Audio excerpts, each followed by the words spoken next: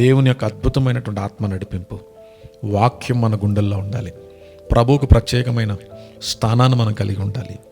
దేవుని సన్నిధి ఎప్పుడు మనతో ఉండాలి. అవి మనతో ఉన్నప్పుడు మనం యుద్ధం చేయనక్కర్లే, దేవుడు చూసుకుంటాడు.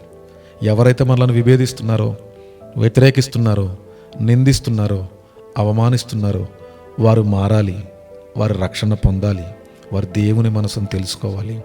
ఎవరైతే ఒకవేళ మనం అనుకున్నట్టుగానే ప్రవీణ్ పగడాల గారిని చంపేశారో వారిని దేవుడు క్షమించునుగాక.